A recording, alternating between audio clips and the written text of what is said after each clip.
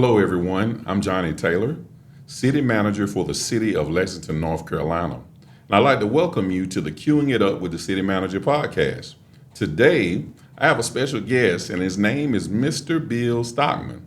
So, just to give you a little information about Mr. Stockman, Mr. Stockman has been in the utility industry, both managing transmission and distribution groups and performing high voltage electrical work as a line worker, crew chief, supervisor, and manager for the public and private sectors for the past 43 years. Bill started his career as a civil laborer for Tampa Electric Company in Tampa, Florida, and ultimately worked his way up the ranks to crew chief and ultimately electric utility director for the City of Lexington.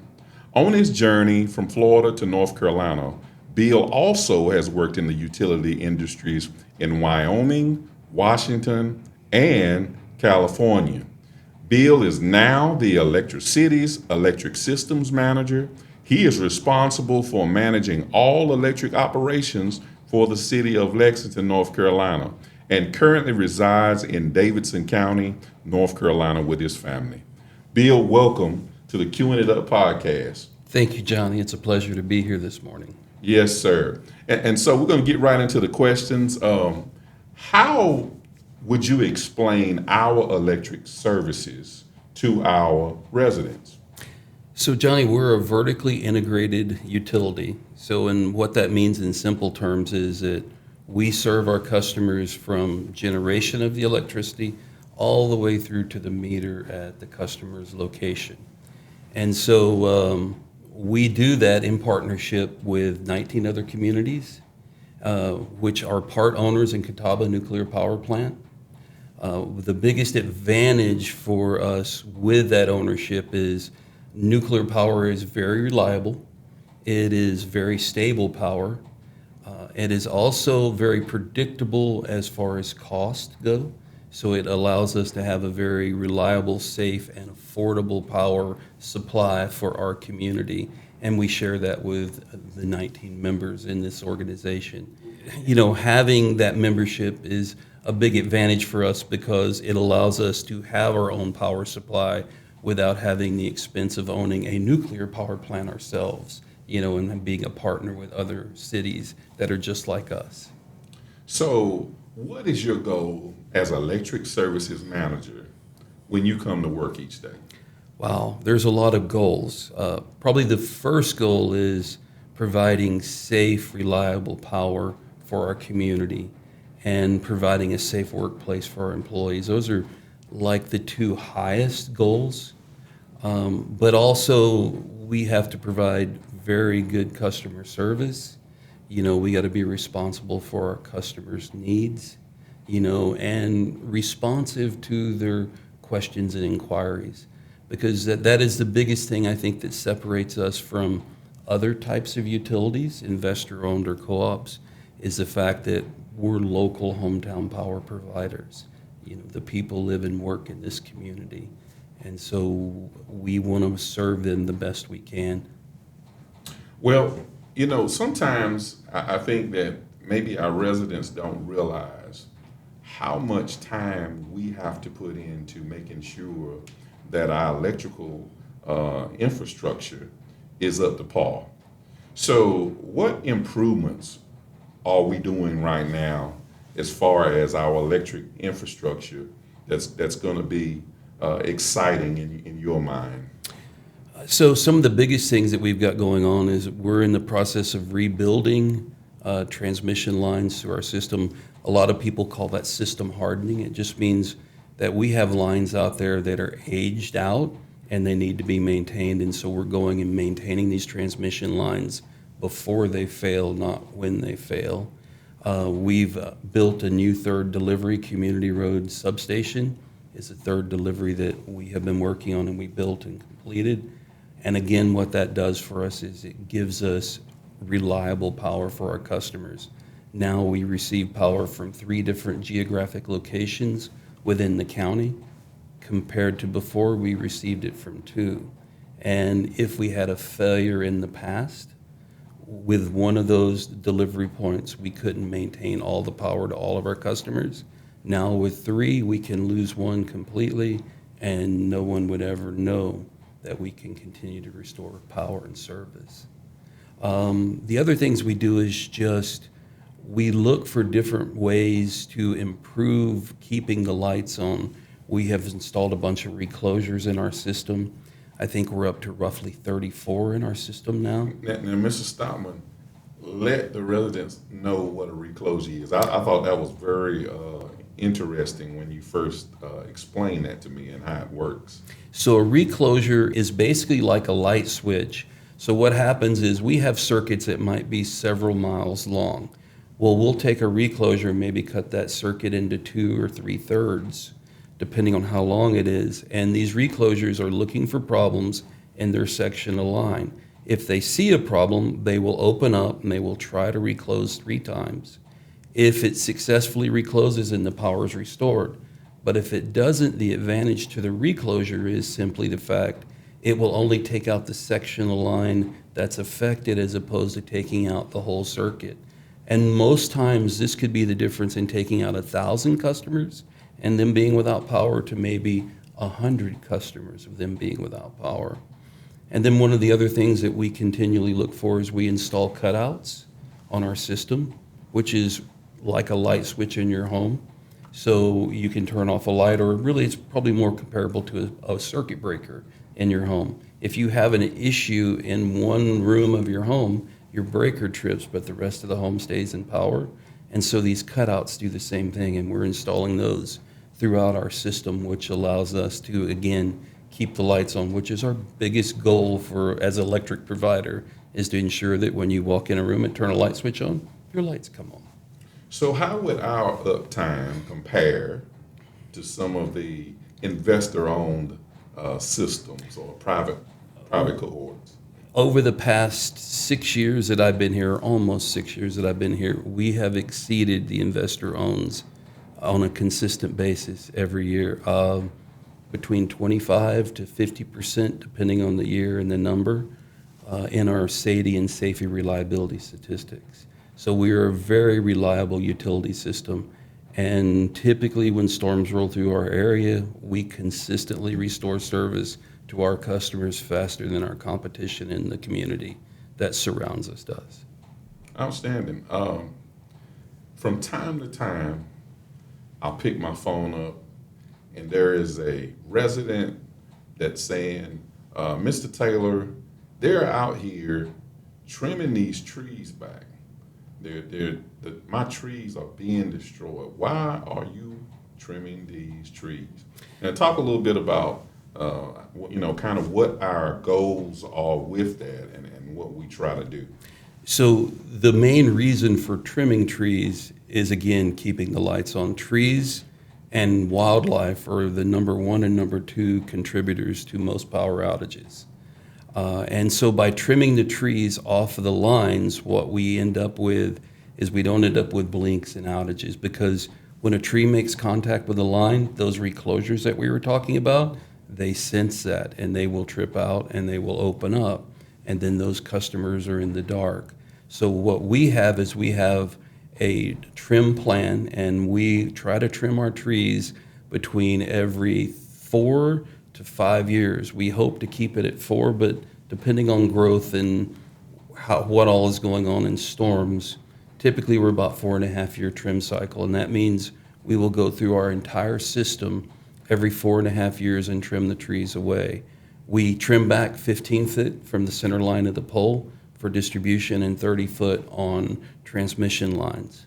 The reason the higher distance for transmission lines is due to the fact that you have to have higher clearances for the higher voltages, and it's more susceptible to power outages. If you get a branch in a transmission line, it takes out multiple substations, which can be thousands of customers, compared to a circuit which could be maybe 500 to 1,000 customers.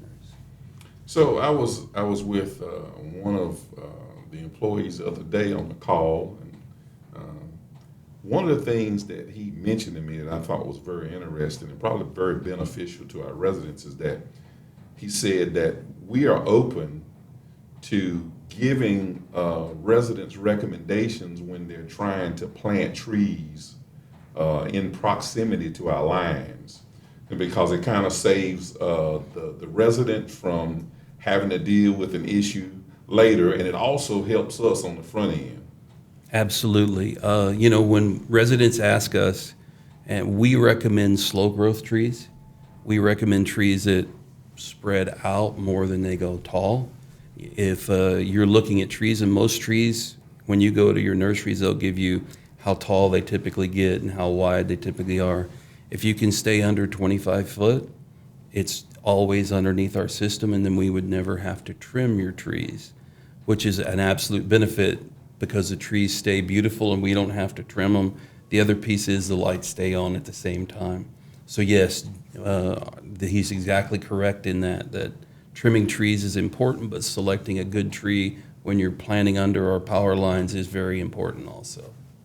What is something that citizens need to know about your department that they may not already know? That I think one of the biggest things that they don't really realize is being a hometown public power provider like we are, most of our employees are live in our community where they work, which I think gives them a pride and ownership, and they have ties to the community. So keeping the lights on and keeping the public safe is more important to them than, let's say, an investor-owned utility that maybe they're coming from 3 counties away to do the maintenance in this area. The people that do the maintenance in this community typically live in this community and attend the schools in this community, and their kids are here and they're involved in the community. And I think that's one of the biggest things that they don't know. The other thing that, we are a nuclear power plant provider, so we get our power from a nuclear power plant. It is considered to be very clean, carbon-free energy. I don't think we get to use the word green anymore. I've been told that changes daily, but we are clean, 100% carbon-free with that. And I think that's another big thing that a lot of people don't realize, that we do generate our own power. We don't get it from Duke. Right. A lot of people think that we get it from Duke because they're the largest in the area, but we do take care of our own system ourselves, and we have a very reliable system. Okay. So, as you are well aware, the City of Lexington has been experiencing some significant economic development and some growth in industry.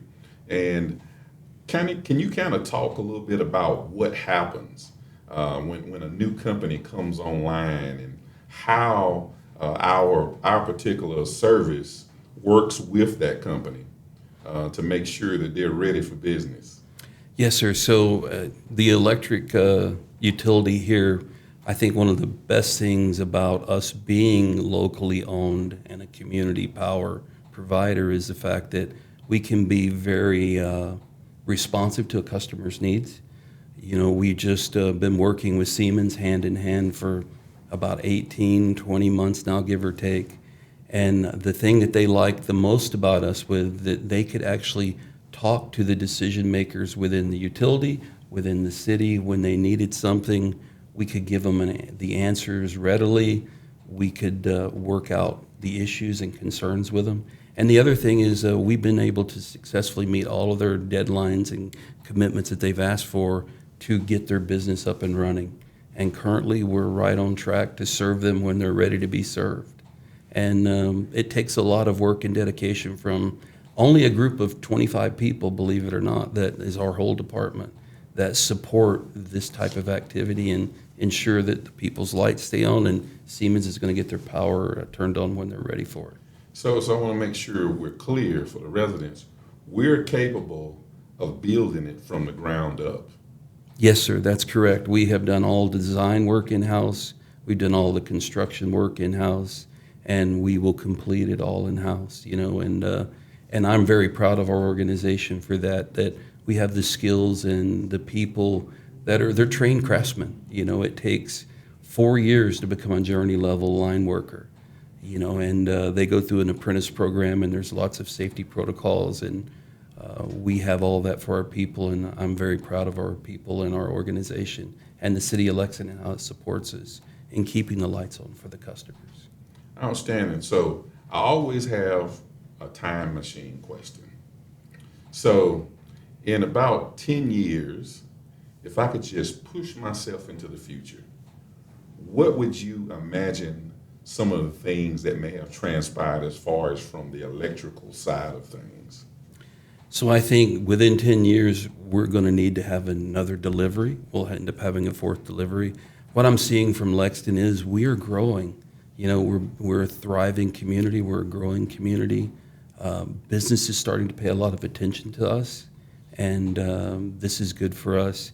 But that also means that we need to continue to expand our substations. We need to continue to expand our delivery points, to continue to meet the growth and the needs. You don't want to be on the bleeding edge of staying ahead of the development, but you want to be on the leading edge of those things. So I think those are the things that I see. Also, with EV vehicles, I see AMI in our future. That I think that's going to be something that we're going to need to look into and get installed within the city, which gives us the ability to actually read people's meters remotely for the customer to have information about what's going on inside their house and to be able to help them if they have billing concerns related to, well, why is my electric bill so high? We can kind of help them pinpoint what's driving that, when the time that they're seeing that. And so there's some, and it also helps us with outages. If you're on vacation and you don't know that your power is out with AMI, it's one of the features that's really good for the community, that we will know your power is out and we can send a truck without you even calling in because we now know it's out. Okay. Well, Mr. Stockman, I really do appreciate you taking the time to be here with me today. It's been very informative, and we're grateful for all the great work that you and the rest of the staff carries out here in our community. And, one thing I didn't kind of touch on, it's important for folks to know that we don't just provide power for the city of Lexington. There are other areas that we provide service to. And so we're just grateful for you being here once again.